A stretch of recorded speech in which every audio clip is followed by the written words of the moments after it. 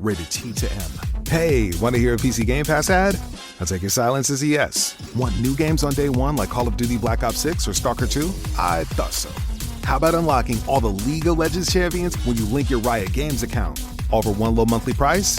Well, guess what? We got you. Learn more at xbox.com/PC Game Pass or click the banner. Stalker 2 available November 20th, 2024. Game catalog varies by region and over time. And that's the end of the script.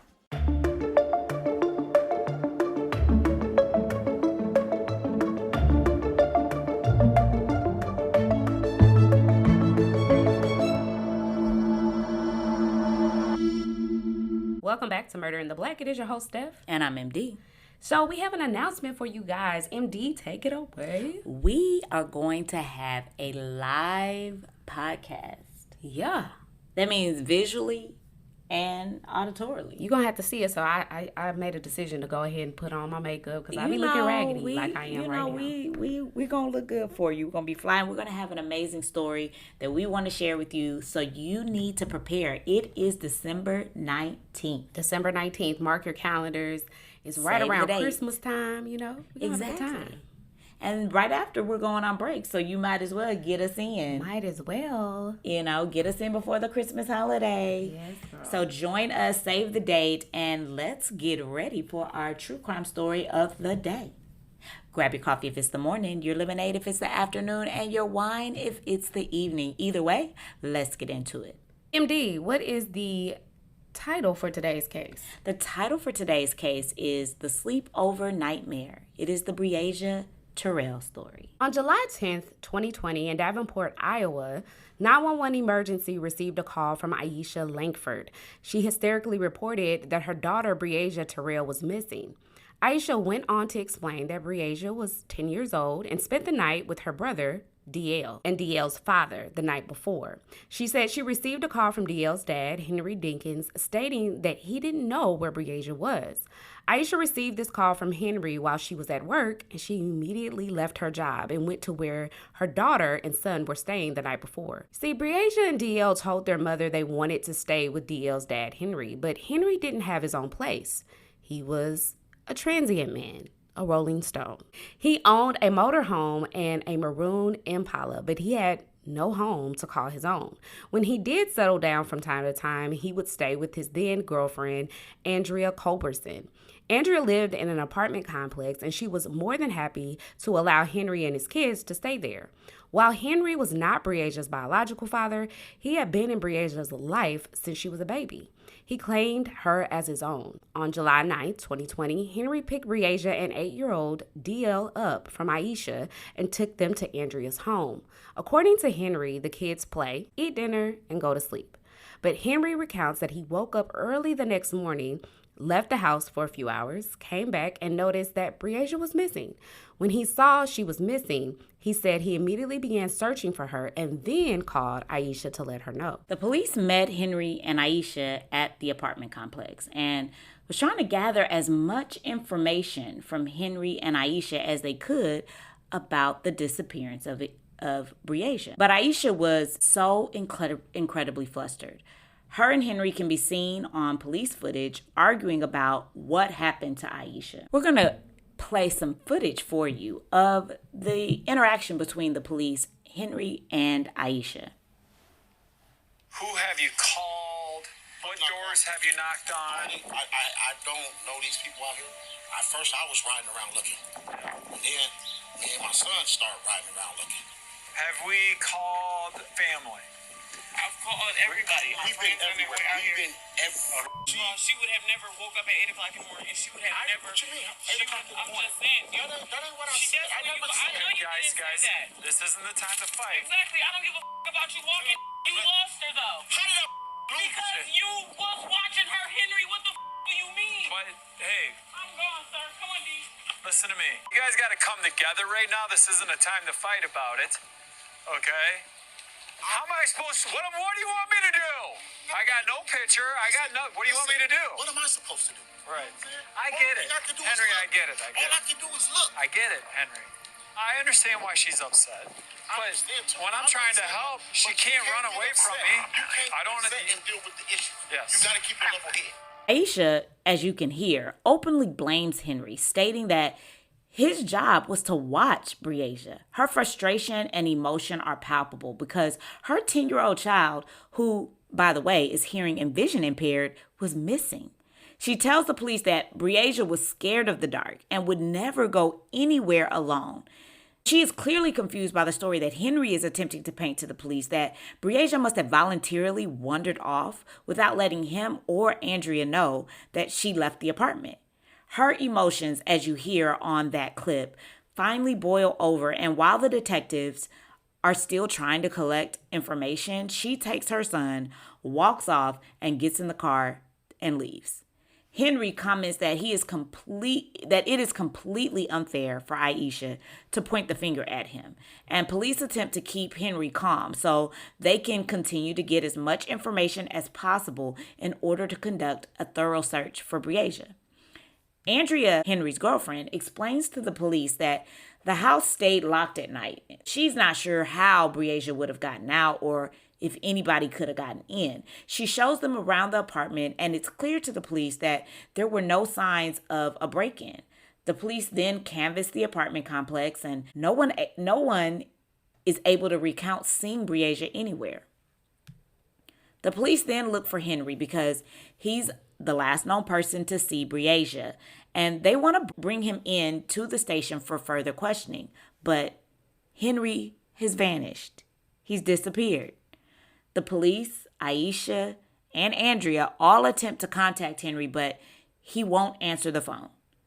Finally, after several hours, Henry shows up at the police station. And when questioned where he was and why he wasn't answering his phone, Henry says that he left because, he was just so upset that Aisha was blaming Breasia's disappearance on him, and he needed time to cool off. The police finds this suspicious, but they are also glad that Henry, came in to talk. They proceed to ask him more detailed questions about the last known hours before Breasia disappeared. Henry starts with the previous day. He recounts how he picked the kids up and how they played games, brushed their teeth, took showers, and went to bed. He states that he left the house when he came back. He noticed that Bree wasn't there, so he started searching for her. He tells the police that he didn't wake Andrea up at this time and decided to just go look for her on his own. But he couldn't find her. He came back. This time, Andrea was up, and she asked him what was wrong. He told the police that he didn't tell Andrea what was wrong, and he didn't call Aisha because he really didn't think she was missing at this point. So he left the apartment again to look for her, and when he couldn't find her, that's when he told Andrea and called Aisha. As the police are questioning Henry, they learn that he has a criminal record. Henry was convicted of a sexual assault of a 5-year-old when he was 17 years old. And although Henry was now 51 years old, the police's spidey senses are tingling. And they are wondering if Henry's story adds up and if this guy could have done something to Breasia. The police want to corroborate Henry's story. They ask him if he would allow them to search his phone. Henry becomes tense. His whole demeanor changes. He tells the police that while he is fine with them looking at his phone, he will only allow them to do so when he unlocks his phone. He wanted to be in control. He refuses to give the police his password, and when the police push back against this, explaining that they want the password so they can ensure he doesn't delete anything, Henry tells the police that they can't look at it at all. Now, this episode is brought to you by Etsy. Oh. Hear that? Okay. Thank you. Etsy knows these aren't the sounds of holiday gifting. Well, not the ones you're hoping for. You want squeals of delight. Happy tears. How did you? And spontaneously written songs of joy. I am so happy. Oh yeah, oh yeah, oh yeah. Okay, the song needs a bit of work, but anyway, to get those reactions, make sure everyone on your list feels heard with handmade, handpicked, and designed gifts from small shops on Etsy. Gifts like personalized jewelry, custom artwork, cozy style items, vintage pieces, and home decor to celebrate all of your favorite people and their specific kind of special. For original gifts that say, I get you, Etsy has it. is this suspicious, or is this somebody just trying to protect themselves? What do you think, MD? I think it could be both, right? But I definitely think that while it is suspicious that he won't allow the police to look at his phone, it doesn't immediately mean that he's guilty. I think, I've said on this podcast more than one time that innocent or guilty, call an attorney, right? So my recommendation is that you should never even be sitting down and talking to these police, and he should never have gotten this deep into this story without his attorney present. What I find suspicious is the fact that while he's refusing to allow the police to look at his phone, he doesn't ask for an attorney. It's not like he's like, I don't know, we're getting a little too deep now, because I think that that's possible, right, Steph? Like you could start talking, forget to call an attorney, forget that you need to do that, right? Forget MD's advice, forget that you're supposed to call your attorney. And then as the police continue to push and question, you start to feel this weight like, no, I shouldn't do this. But you could be innocent and saying, no, I shouldn't do this, because I've seen the Central Park Five. I've seen police railroad people before. But to me, the problem here is he doesn't ask for an attorney. He doesn't push back and say, you know what, I'll let you see it, but let me first consult my attorney. Exactly. So the police ask where his car is, and he refuses to share this information. As a result, the police began searching for the car. They find it parked 2 blocks away from the police station, which was odd to the police considering there were a ton of parking spaces right in front of the station. All these suspicious events are adding up, and the police are not confident in Henry's story. However, they don't have any evidence to hold him or suggest that he's lying. They have to let him go. The only thing they can do is to continue to look for Breasia. In the meantime, detectives bring in 8-year-old DL, the brother of Breasia, into the station to see what he recalls about the night Breasia went missing. DL tells the police that after his father picked him and Bree up, he stopped and got some cigarettes, and then he took them back to his girlfriend's house. He recalls playing games in the living room with Andrea, while his father and Breasia were in the bedroom playing. Now, this really frustrated DL because he wanted to be playing with his dad. But after they all played, they ate dinner, and then they went to bed. Sounds very similar to Henry's story. He tells the police that when he woke up the next morning, his sister was gone. He tells the police that it was then that his dad took him to go fishing. Now, this is new information, Steph. He took them to go fishing. Now, he remembers his dad telling him that they were going to go fishing, but he doesn't remember seeing any fishing poles. And although he doesn't remember seeing any fishing poles, what he does remember is seeing a bottle of bleach and a knife, which he also remembers seeing his dad cleaning outside of the car. He also remembers his dad's car getting stuck in the dirt and some men having to come help get the car out of the dirt. Now, the detectives knew that this information supported their belief that Henry likely had something to do with the disappearance of Breasia. So they asked DL if he could remember the exact location of where his dad fished. Now, this was a stretch. I mean, this is an 8-year-old kid. Steph, you have an 8-year-old. I have almost 8-year-old, and I have an 8-year-old. Do you think your child could remember like the specific location? The name? Oh, yeah, Bella can remember I was about to everything. say, your child, Bella can remember absolutely. everything. Now, my child, 8-year-old boy, I don't think so. Like, I think he probably could recall some details about the place, but unless we went there several times and it had a specific name, maybe even a sign, my son probably wouldn't be able to recount that. And DL was no different. But they put DL in a car. And what DL could remember is that it was a wooded area with water around it. The detectives drive DL around like in a similar route that Henry may have taken. And what they found was that DL was able to recall places that him and his dad passed that morning. Like he was like, oh yeah, we passed that store. We passed that restaurant. And he even remembered turns that his dad took Unfortunately, they were unable to locate the specific place. But this new information armed the police with enough to get a search warrant for Henry's vehicles. And when detectives found Henry's motorhome, they found a bottle of bleach and a machete, which corroborated DL's version of events. Meanwhile, Aisha is falling apart. Her daughter is missing, and there are no signs of where she could be. The community rallied behind her and her family. Thousands of posters were placed all over the Davenport community. People of all ages and backgrounds came out to support the search for Breasia, but after 2 weeks, there was still no signs of 10-year-old Breasia Terrell. Police refused to stop their pursuit to find Aisha's daughter. So they bring DL in again to see if he's able to recall anything else. Because he provided so much good information. It's clear that DL didn't want to talk, though. In fact, he seemed angry when the police asked him certain questions. When asked whether or not he was asked not to tell police certain information, DL admits that his father told him if he told the police certain things, he would, quote unquote, tear him up. So, in other words, he would get a spanking, a whooping. He was going to make sure his son suffered. DL reveals that he woke up in the middle of the night and saw his dad and Bree walking down the stairs out of the apartment. He says that when his dad came back, Bree was not there, and his dad then took him fishing. Steph, what do you think about the fact that DL seemed really angry to talk to the police this time, or apprehensive? I should even say apprehensive to talk to the police on this second go around.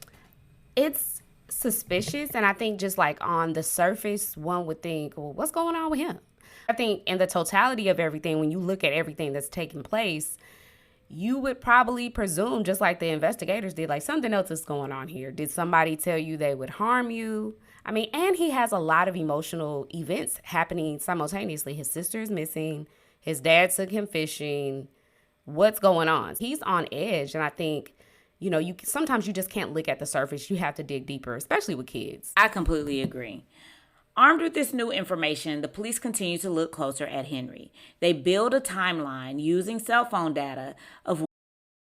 This episode is brought to you by Peacock and the new original docuseries, Making Manson. In 1969, Charles Manson and his followers committed 7 brutal murders in Los Angeles that would make him infamous. Now, with access to over 100 hours of phone recordings between an incarcerated Manson and his closest confidant, a new story will unfold with shocking revelations from the man himself. Making Manson is streaming now only on Peacock. What Henry actually did in the early morning hours of July 10th. Steph, how many times do we have to say that cell phone data doesn't lie? It just doesn't lie. It doesn't. It's going to follow you, baby. Leave it at home. Or don't commit crimes. That part. Don't commit crimes, okay? But, it's going to follow you. And at 3:30 a.m. on July 10th, Henry is seen on camera at a gas station. He pulls up and parks at the furthest pump away from the store. He walks into the gas station, and as he purchases his items, he is obsessively seen looking at the car outside. He arrives back at the apartment right at around sunrise, so at around 5:30 a.m. He gets DL, and then he leaves again. He is next seen on footage at Clinton Walmart buying Clorox bleach.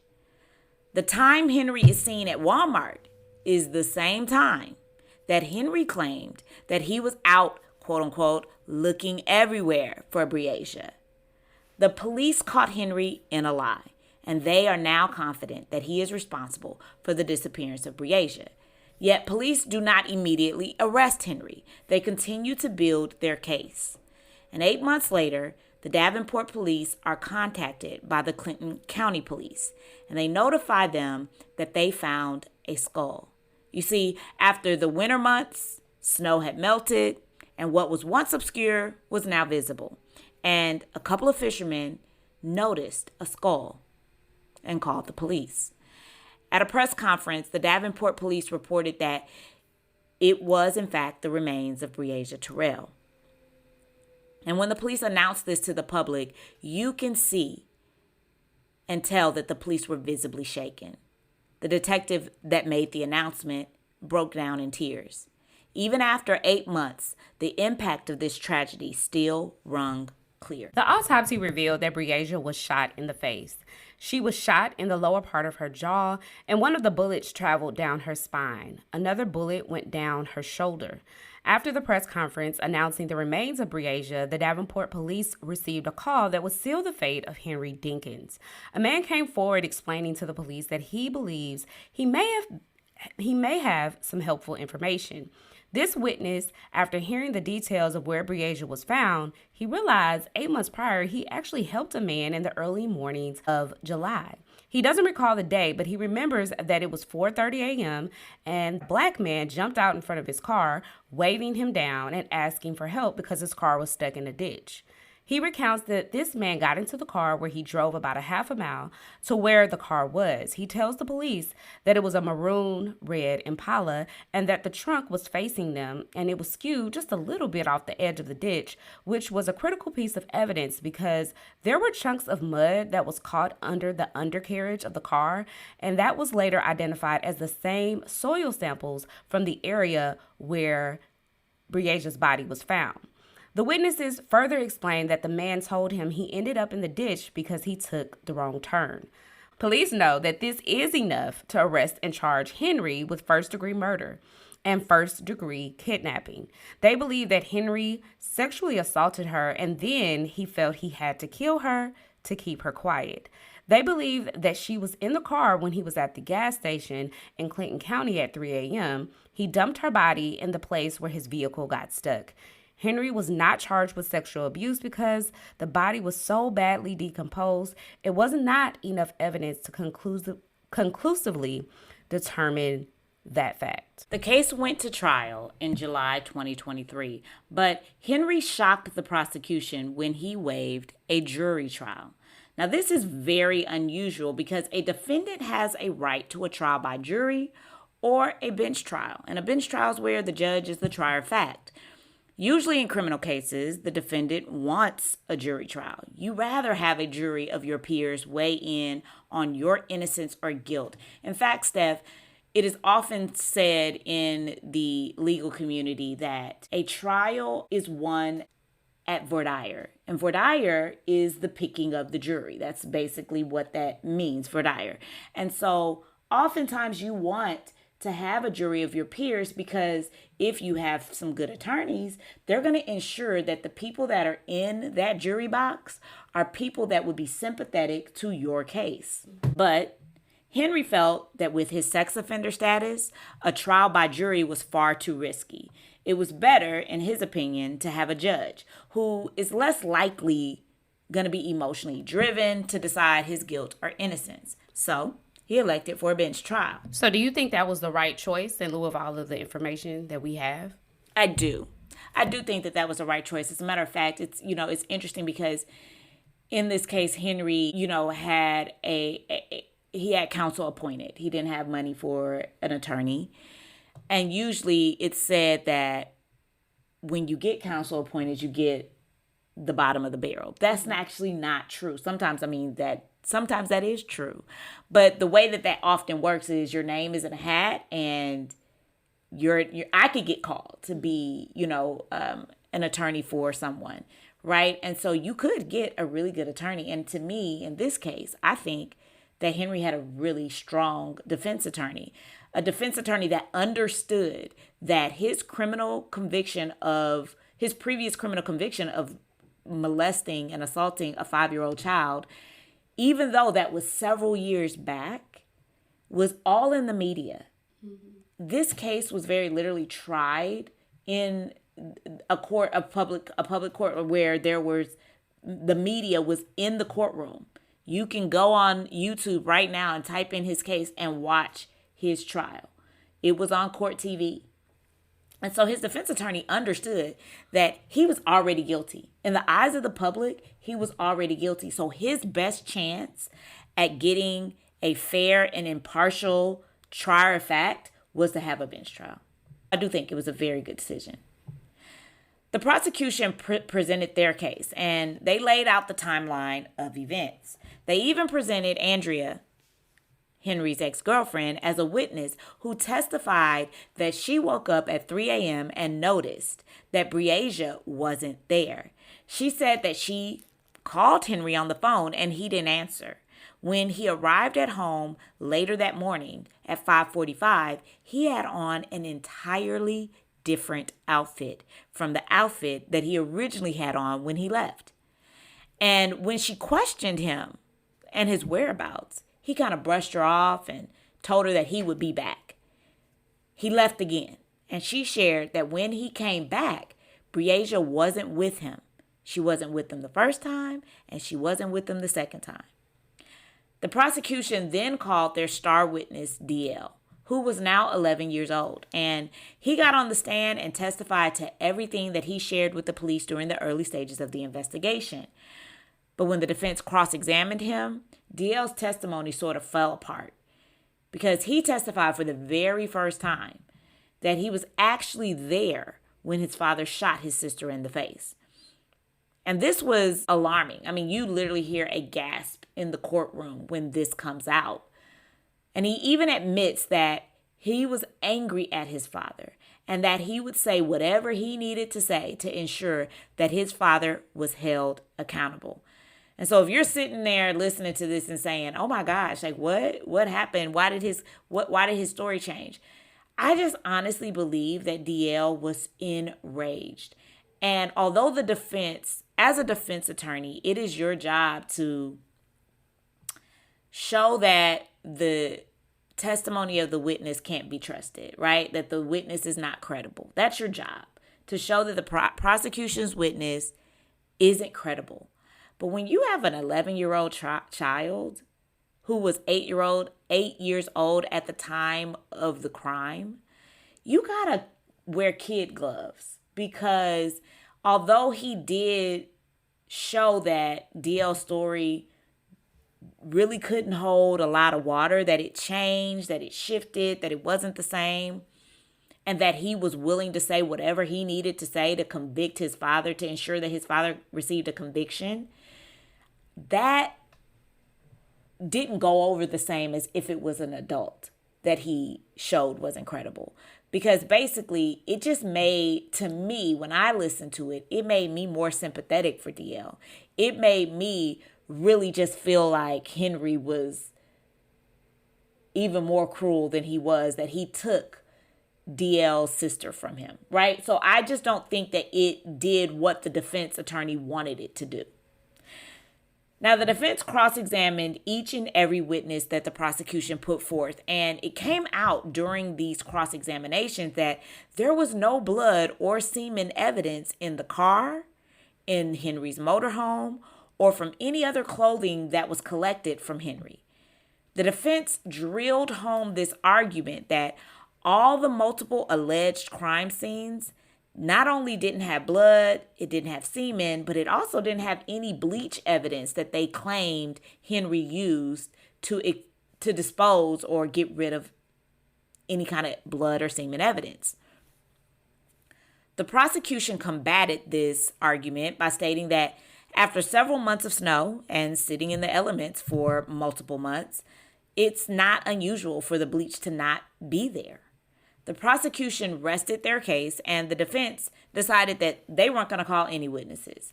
Henry decided that he wasn't going to testify, and the defense also rested their case based on the fact that the prosecution did not prove their case beyond a reasonable doubt. The case goes to the judge, and it takes him 2 weeks to issue his verdict.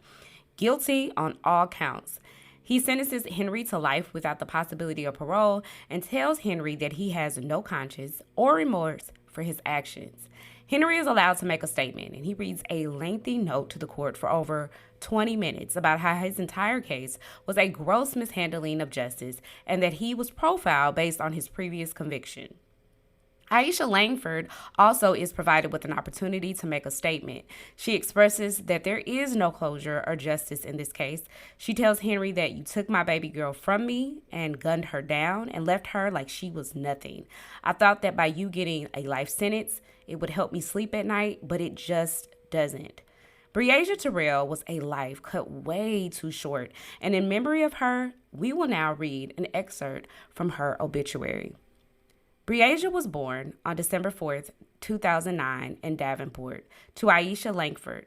She attended Jackson Elementary School. Breasia was known as a truth teller. She will always be remembered for her ability to uplift people and could bring a smile to anyone's face. She was a young girl full of creativity, wisdom, ambition, and independence. She enjoyed all the things a child her age would love. She enjoyed playing basketball, fishing, coloring, and watching TikToks.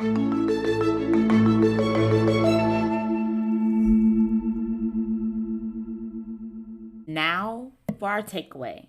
Our takeaway for this case is that you can't trust everybody with your kid. Now, we said this before, but it is one of those takeaways that as many times as we got to say it, we're going to bring it home. We're going to say it over and over and over again, because oftentimes it's the very person that you do trust with your kids. They groom your kids. They groom you. They make you believe that they are safe, that they will take care of your kid. And so, yeah, you have to be just as cautious of family as you are of strangers. And there is no harm, no shade, no embarrassment for background checking people that you are letting into your life, especially letting into your kid's life. And although this absolutely is not by any shade of the imagination Aisha's fault, right? But I just think that it's important that we learn from the people that have stories like this. I mean, we would be doing ourselves a disservice to simply tell this story and not figure out how we can be better for learning about this story and learning about Breasia. And, for my single moms out there, yeah, absolutely. Have a life. Go, find the person that's right for you. But make sure that the person you're bringing into your life, you background check them. You check them out. If they have a criminal past, especially a criminal past that involves being a sexual offender, it doesn't matter how many years that took place, all those red flags should be going up, and you've got to say to yourself, I got to be cautious here. I have to proceed with caution. Yes, people can change. Yes, people can make mistakes, but you don't want to risk your child to find out if they have changed. I know I wouldn't. Yeah, and as you have said here before in another case, trust but verify. Always. So I hope you guys have enjoyed this case. Definitely mark your calendars for December 19th, and we'll have more information as we get closer. We want to encourage all of you to leave us a 5-star review on whatever platform you enjoy us on. And as we're concluding our season 7, because we are bringing it to an end, we want to encourage you guys to suggest cases. We are in a brainstorming period where we're trying to gear up for season 8, and we want to hear the cases that you think that other people will want to hear, that you have been blown away from. We want to know. So we encourage you guys to do that on 2 platforms, whether that's Instagram, Facebook, and the last one is our email. You can find all of that information in our show notes. Until next time, this is Murder in the Black.